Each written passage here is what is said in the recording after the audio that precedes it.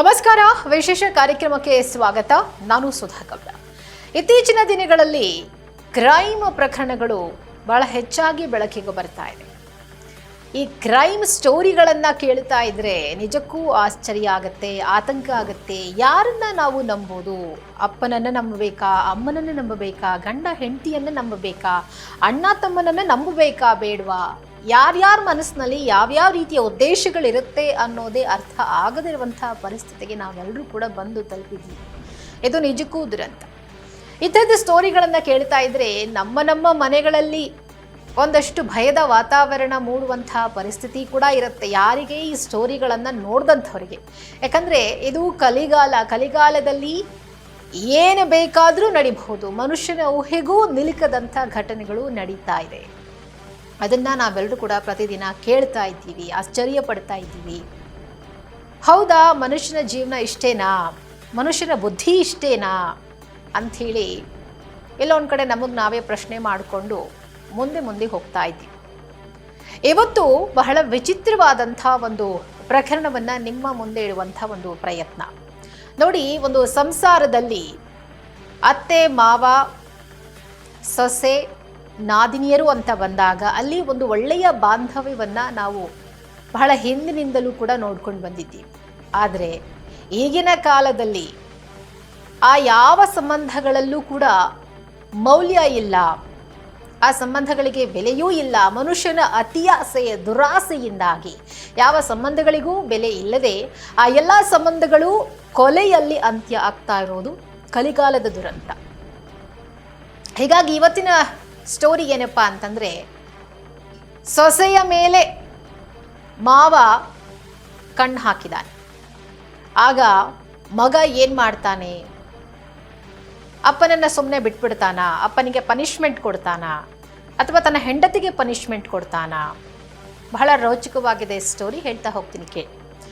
ನೋಡಿ, ಊರಿನಲ್ಲಿ 3 ಜನ ಮಕ್ಕಳನ್ನು ಹೊಂದಿದ್ದಾರೆ ಆತ. ಮನೆ ಇದೆ, ಆದರೂ ಸಹ 15 ವರ್ಷಗಳಿಂದ ಜಮೀನಿನಲ್ಲಿ ಶೆಡ್ ಹಾಕ್ಕೊಂಡು ಪತ್ನಿ ಜೊತೆ ಆತ ವಾಸವಾಗಿದ್ದ. ಆತನಿಗೆ 75 ವರ್ಷ, ಆ ವ್ಯಕ್ತಿಗೆ 75 ವರ್ಷ ವಯಸ್ಸಾಗಿದೆ. 3 ಜನ ಮಕ್ಕಳಿದ್ದಾರೆ, ಸೊಸೆಯರಿದ್ದಾರೆ, ಮೊಮ್ಮಕ್ಕಳಿದ್ದಾರೆ.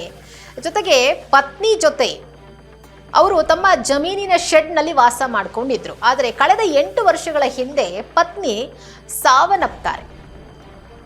ಸಹಜವಾಗಿ ವೃದ್ಧಾಪ್ಯದಲ್ಲಿ ಗಂಡ ಹೆಂಡತಿಯನ್ನು ಕಳ್ಕೊಂಡಾಗ ಅಥವಾ ಹೆಂಡತಿ ಗಂಡನನ್ನು ಕಳ್ಕೊಂಡಾಗ ಸಹಜವಾಗಿ ಏಕಾಂಗಿಯಾಗಿ ಜೀವನ ನಡೆಸಬೇಕಾದಂಥ ಅನಿವಾರ್ಯ ಪರಿಸ್ಥಿತಿ ಬಂದ್ಬಿಡುತ್ತೆ. ಅಂಥ ಸಂದರ್ಭಗಳಲ್ಲಿ ಮಕ್ಕಳು ಅವರನ್ನು ಬಹಳ ಜೋಪಾನವಾಗಿ ನೋಡ್ಕೊಳ್ಬೇಕು, ಒಂಟಿಯಾಗಿದ್ದಾರೆ ಅಂಥೇಳಿ ಎಷ್ಟೋ ಜನ ಮಕ್ಕಳು ಸೊಸೆಯಂದರು ಅರ್ಥ ಮಾಡ್ಕೊಳ್ತಾರೆ. ಮೊಮ್ಮಕ್ಕಳಂತೂ ಇನ್ನೂ ಹೆಚ್ಚಾಗಿ ಪ್ರೀತಿ ತೋರಿಸ್ತಾರೆ. ಆದರೆ ಕೆಲವು ದುಶ್ಚಟಕ್ಕೆ ಬಿದ್ದಿರುವಂಥ ವೃದ್ಧರು ಮಾಡಬಾರದ ಕೆಲಸಗಳನ್ನು ಮಾಡಿ ಆ ಇಳಿ ವಯಸ್ಸಿನಲ್ಲಿ ಇರಬೇಕಾದಂಥ ಒಂದು ಬುದ್ಧಿಯನ್ನು ಕೆಡಿಸ್ಕೊಂಡು ತಮ್ಮ ಬದುಕನ್ನೇ ನಾಶ ಮಾಡ್ಕೊಂಡು ಬಿಡ್ತಾರೆ, ಬೇರೆಯವರ ಬದುಕನ್ನೂ ನಾಶ ಮಾಡ್ತಾರೆ. ಆದರೆ ಇಲ್ಲಿ ಆ 75 ವರ್ಷದ ವೃದ್ಧ ಮಧ್ಯ ವ್ಯಸನಿಯೂ ಕೂಡ ಆಗಿದ್ದ. ಜೊತೆಗೆ ಆತನಿಗೆ ಸಿಕ್ಕಾಪಟ್ಟೆ ಕಾಮತೃಷೆ ಆಸೆಗಳಿತ್ತು. ಅದನ್ನು ಈಡೇರಿಸ್ಕೊಳ್ಳೋದಕ್ಕೆ ದುಡ್ಡು ಕೊಟ್ಟು ಬೇರೆ ಮಹಿಳೆಯರನ್ನ ಆತ ಶೆಡ್ಗೆ ಕರೆಸ್ಕೊಳ್ತಾ ಇದ್ದ. ನೋಡಿ, ದುಡ್ಡಿದ್ ಬಿಟ್ರೆ, ವೃದ್ಧಾಪ್ಯದಲ್ಲಿ ದುಡ್ಡಿದ್ರೆ ಪಾಪ ಅದನ್ನು ಮಕ್ಕಳಿಗೋ ಮೊಮ್ಮಕ್ಕಳಿಗೋ ಕೊಟ್ಟು ಅವ್ರ ಜೊತೆ ಖುಷಿಯಾಗಿರೋ ಪ್ರಯತ್ನ ಮಾಡುವಂಥ ವೃದ್ಧರನ್ನು ನಾವು ಬಹಳಷ್ಟು ಜನ ನೋಡಿದ್ದೀವಿ. ಆದರೆ ಈ ವ್ಯಕ್ತಿ ಬಹಳ ಡಿಫ್ರೆಂಟ್. ದುಡ್ಡಿದೆ, ಶೋಕಿ ಜೀವನ, ಇನ್ನೇನು ಊರು ಹೋಗು ಅಂತ ಇದೆ, ಕಾಡು ಬಾ ಅಂತಿದೆ ಅನ್ನುವಂಥ ಈ ವಯಸ್ಸಿನಲ್ಲಿ ದುಡ್ಡು ಕೊಟ್ಟು ಮಹಿಳೆಯರನ್ನ, ಆ ಗ್ರಾಮದ ಮಹಿಳೆಯರನ್ನ ಶೆಡ್ಗೆ ಕರೆಸ್ಕೊಳ್ತಾ ಇದ್ದ. ಯಾರಿಗೆ ದುಡ್ಡಿನ ಅವಶ್ಯಕತೆ ಇದೆಯೋ ಅವರಿಗೆ ಬಲೆ ಬೀಸಿ ತನ್ನ ಶೆಡ್ ಒಳಗೆ ಕರೆಸ್ಕೊಳ್ತಾ ಇದ್ದ. ಯಾರೂ ಇಲ್ಲ, ಹೇಳೋರು ಕೇಳೋರು ಯಾರೂ ಇಲ್ಲ, ತನ್ನದೇ ಜಮೀನು, ತನ್ನದೇ ಶೆಡ್ಡು, ಯಾರು ಬಂದು ಹೋದರೂ ಏನೂ ಗೊತ್ತಾಗಲ್ಲ. ಓಕೆ, ಬೇರೆ ಯಾರ ಮನೆಯ ಹೆಣ್ಣು ಮಕ್ಕಳ ಮೇಲೆ ಆತ ಕಣ್ಣು ಹಾಕಿ ಆತನ ಕಾಮತೃಷೆಗೆ ಆತ ಬಳಸ್ಕೊಳ್ತಾ ಇದ್ದ. ಓಕೆ ಅಂತ ಹೇಳಕ್ಕಾಗಲ್ಲ, ಖಂಡಿತ ಅದು ತಪ್ಪು. ಆದರೆ ಮಗನ ಹೆಂಡತಿಯ ಮೇಲೂ ಕೂಡ ಆತ ಕಣ್ಣು ಹಾಕ್ತಾನೆ ಅಂದರೆ ಆತನ ಮನಸ್ಸು ಎಷ್ಟು ಕೆಟ್ಟು ಹೋಗಿರಬೇಡ.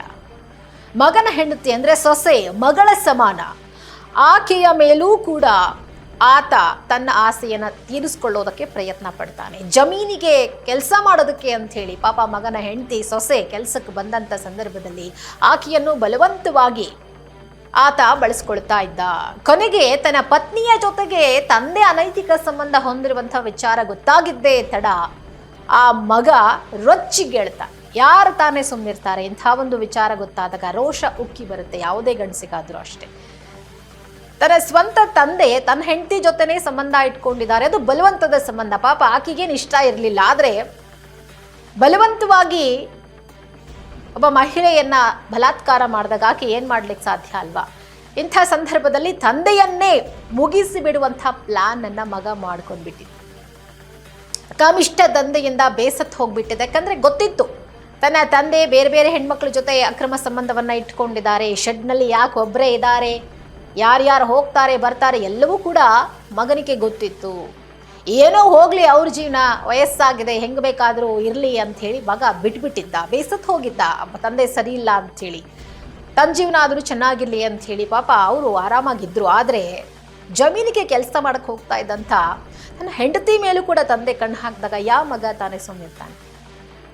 ಇಂಥ ಸಂದರ್ಭದಲ್ಲಿ ತಂದೆಯಿಂದ ಬೇಸತ್ತು ಹೋಗಿದ್ದಂತಹ ಮಗ ಕೊಲೆ ಮಾಡ್ಲಿಕ್ಕೆ ಪ್ರಯತ್ನ ಪಡ್ತಾನೆ. ಆದರೆ ತಾನು ನೇರವಾಗಿ ಕೊಲೆ ಮಾಡಿದ್ರೆ ಗೊತ್ತಲ್ಲ ಶಿಕ್ಷೆ ಆಗುತ್ತೆ, ನಾನು ಜೈಲಿಗೆ ಹೋಗ್ತೀನಿ, ನನ್ನ ಲೈಫ್ ಹಾಳಾಗುತ್ತೆ ಅಂತೇಳಿ ಪ್ಲ್ಯಾನ್ ಮಾಡಿಕೊಂಡು ಒಂದು 4 ಜನನ ಕರೆಸಿ 1-2 ಲಕ್ಷ ರೂಪಾಯಿ ದುಡ್ಡು ಕೊಟ್ಟು ಕೊಲೆ ಮಾಡಿ ಅಂಥೇಳಿ ಸುಪಾರಿಯನ್ನ ಕೊಟ್ಟಿದ್ದ.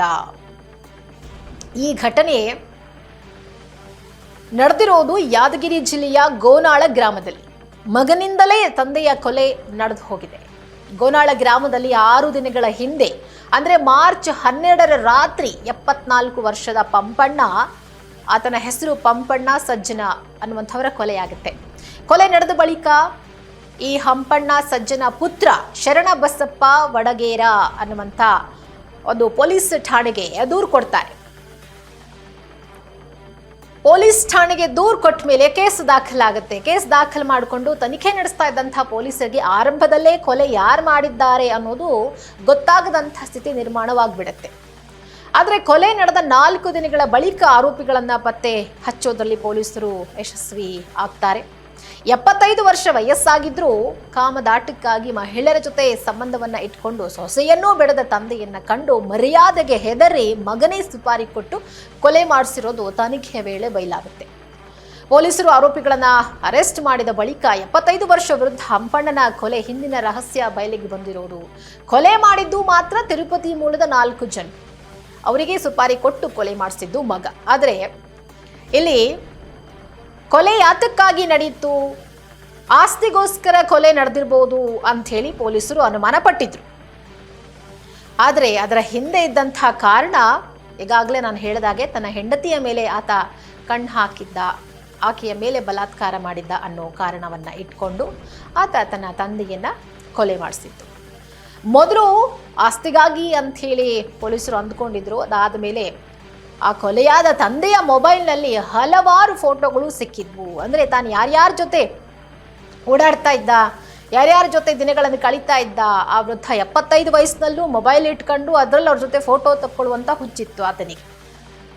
ಆ ಎಲ್ಲ ಫೋಟೋಗಳು ಸಿಕ್ಕಿಬಿದ್ದಾಗಲೇ ಈ ಪ್ರಕರಣಕ್ಕೆ ಒಂದು ಬಿಗ್ ಟ್ವಿಸ್ಟ್ ಸಿಗುತ್ತೆ. ಹಾಗಾದರೆ ಏನೇನಿತ್ತು ಆ ಮೊಬೈಲ್ನಲ್ಲಿ ಅಂತಂದರೆ, ಒಂದು ಮಹಿಳೆಯರ ಜೊತೆ ತೆಗೆದುಕೊಂಡಂಥ ಫೋಟೋಗಳು, ಅನೈತಿಕ ಸಂಬಂಧವನ್ನು ಹೊಂದಿದ್ದ ಯಾರ್ಯಾರ ಜೊತೆ ಆ ಎಲ್ಲ ಮಹಿಳೆಯರ ಫೋಟೋಗಳು ಆತನ ಬಳಿ ಇತ್ತು. ಆಮೇಲೆ ಕೊಲೆಯಾದ ವ್ಯಕ್ತಿ ತನ್ನ ಮಕ್ಕಳ ಜೊತೆ ಊರಲ್ಲಿ ಇರದೆ ಕಾಮದಾಟಕ್ಕಾಗಿ ಹೊಲದಲ್ಲಿ ಆತ ವಾಸ ಮಾಡಿಕೊಂಡಿದ್ದ. 48 ಎಕರೆ ಜಮೀನನ್ನ ಹೊಂದಿದ್ದ. 3 ಜನ ಮಕ್ಕಳಿಗೆ ತಲಾ 4 ಎಕರೆ ಅಂಥೇಳಿ 12 ಎಕರೆ ಜಮೀನನ್ನ ಡಿವೈಡ್ ಮಾಡಿ ಕೊಟ್ಟು ಇನ್ನು ಉಳಿದಂಥ 36 ಎಕರೆ ಜಮೀನನ್ನ ತನ್ನ ಹೆಸರಿಗೆ ಇಟ್ಕೊಂಡು ಬಂದಂಥ ಆದಾಯದಲ್ಲಿ ಈ ರೀತಿ ಶೋಕಿ ಮಾಡಿಕೊಂಡು ಊರಲ್ಲಿ 3 ಜನ ಮಕ್ಕಳ ಮನೆ ಇದ್ರೂ ಕೂಡ ಕಳೆದ 15 ವರ್ಷಗಳಿಂದ ಜಮೀನಿನಲ್ಲಿ ಶೆಡ್ ಹಾಕೊಂಡು ಈ ರೀತಿಯಾಗಿ ಆತ ಆಟ ಆಡ್ತಾ ಇದ್ದ. ಈಗ